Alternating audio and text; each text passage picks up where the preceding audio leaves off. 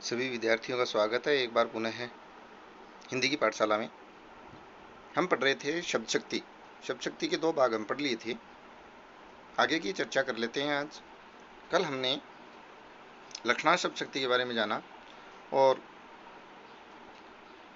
लक्षणार्थ शब्द शक्ति में जो ये तीन प्रमुख बातें हैं ये हमेशा आपको याद रखनी है कि लक्षणार्थ शब्द शक्ति में शब्द के मुख्य अर्थ में क्या पड़ती है, बाधा पड़ती है, और शब्द के मुख्यार्थ से संबंधित कोई अन्य अर्थ लिया जाता है और उस शब्द के लक्ष्यार्थ को ग्रहण करने का कोई एक विशेष प्रयोजन होता है, विशेष उद्देश्य होता है। आज हम प्रयोजनवती लक्षणा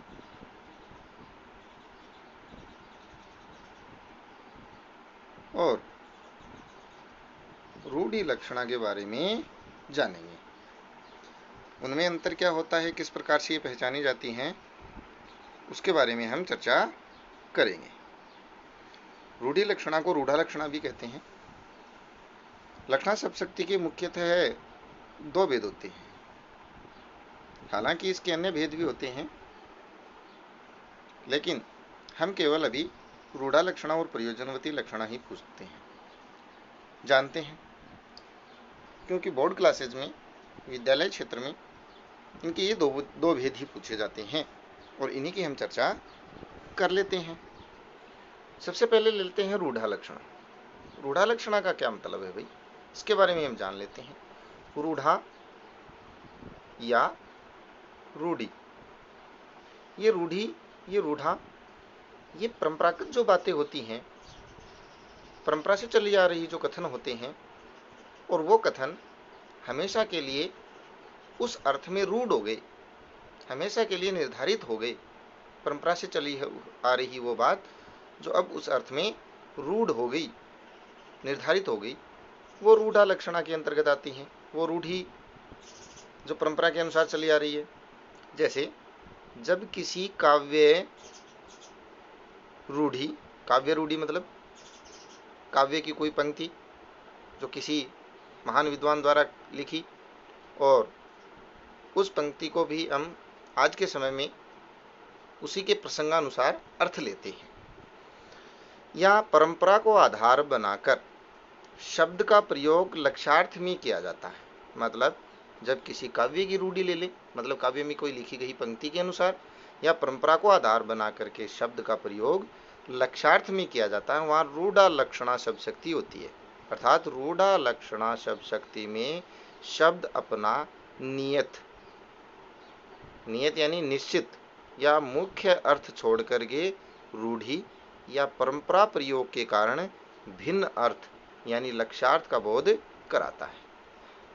कहना क्या चाहता है, रूढ़ा लक्षणा में क्या होता है, शब्द अपना निश्चित अर्थ है वो तो छोड़ देता है और कोई रूढ़ी या फिर परंपरा के अनुसार चला आ रहा उसका अर्थ ग्रहण कर लेता है, अलग अर्थ उसमें शामिल कर लेता है या लक्ष्यार्थ का बोध कराता है। अब आगे जो बात है उसको हम देख लेते हैं। मोस्ट बात यह है कि हिंदी के सभी मुहावरे रूढ़ा लक्षणा के अंतर्गत आते हैं। ये बात हमेशा याद रखनी है कि जो भी मुहावरा किसी वाक्य में या पंक्ति में प्रयुक्त होगा, प्रयोग किया जाएगा, वो रूढ़ा लक्षणा का उदाहरण होगा। ये बात हमें याद रख लेनी है हमेशा के लिए। उदाहरण, जैसे वह हवा से बातें कर रहा है। हवा से बातें करना, सब जानते हैं हवा से बातें करना, बहुत तेज चलना, बहुत तेज दौड़ना, मुहावरा है।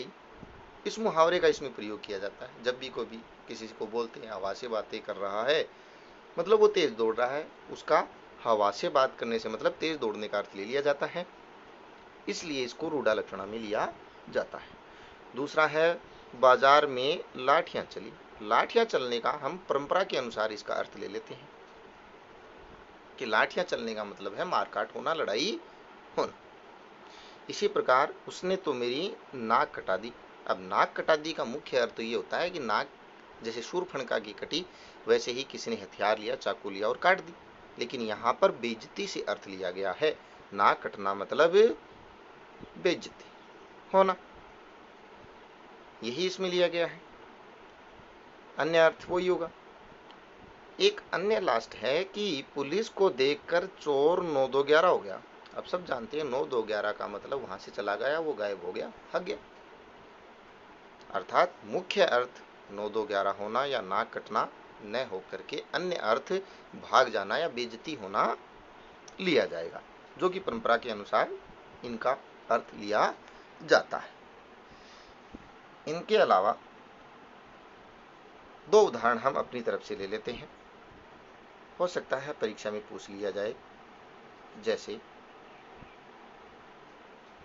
सैनिकों ने कमर कस ली, सैनिकों ने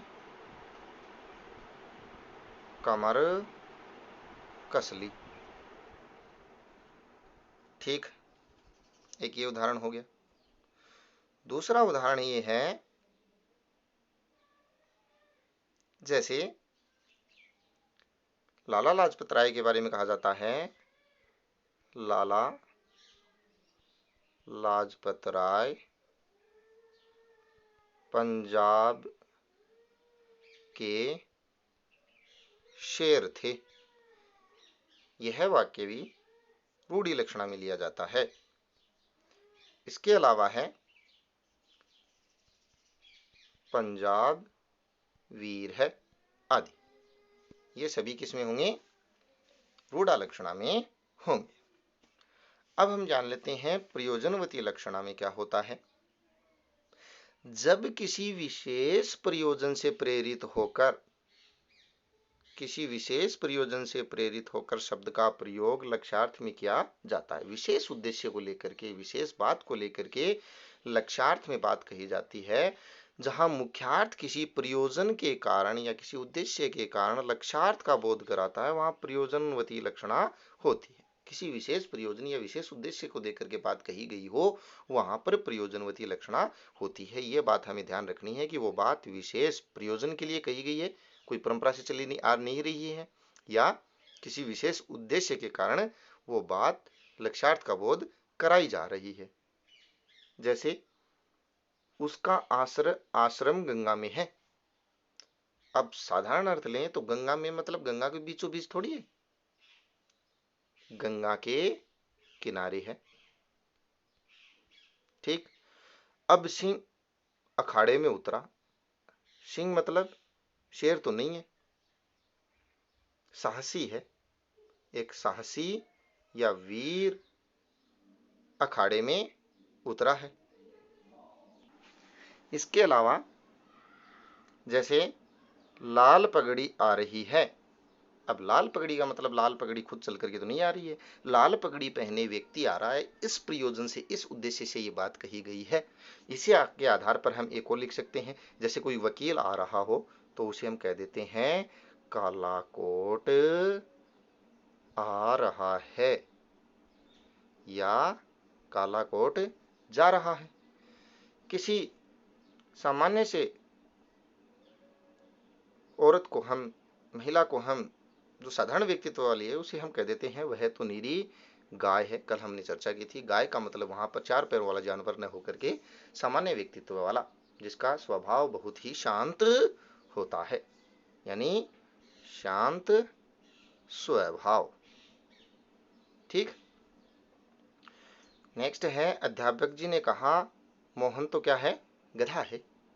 अब गधा होने का मतलब सब जानते हैं मूर्ख है। ये मूर्ख कहने के उद्देश्य से बात कही गई है, न कि 4 पैरों वाले जानवर के कारण। इसके अलावा भी हम 2-4 देख लेते हैं। हाँ, प्रयोजनवती लक्षणा में रूपक अलंकार वाले जो शब्द होते हैं, इनका प्रयोग किया जाता है। रूपक अलंकार प्रयोजनवती लक्षणा में किया जाता है। जैसे राम शेर है, तो राम को सीधा सीधा हमने शेर बता दिया। मुख, उसका मुख क्या है? चंद्र है, तो मुख को चांद के रूप में बता दिया है, यानी सुंदर बताने का हमारा उद्देश्य था। चांद है मतलब क्या है? बहुत सुंदर है। इसी के अलावा हम और देख लेते हैं, जैसे किसी ने कहा अबे सुन गुलाब। अब यहाँ पर गुलाब खुशबूदार फूल न होकर के एक बहुत ही प्रिय साथी हो सकता है।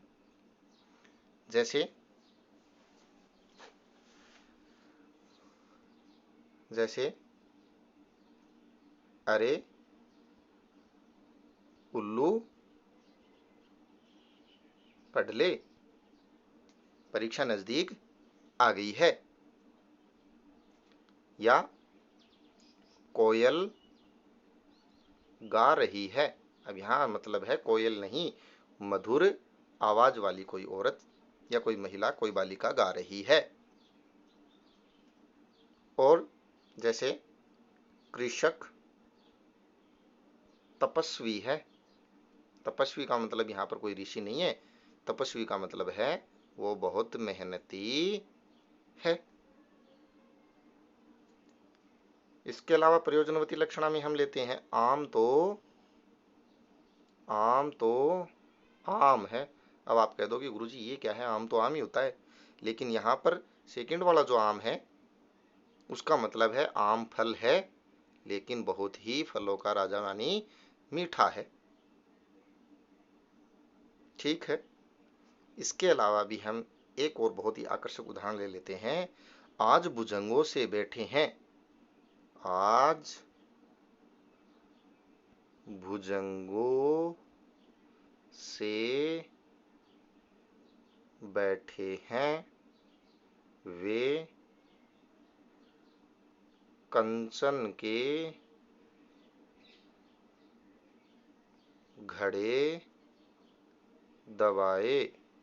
तो यहाँ पर भुजंगों की संज्ञा दी गई है किसी विशेष प्रयोजन में, किसी विशेष लोगों को, जो कंचन के घड़े अर्थात बहुत सारा धन दबाए बैठे हैं सांप की तरह रक्षा करते हुए उसकी।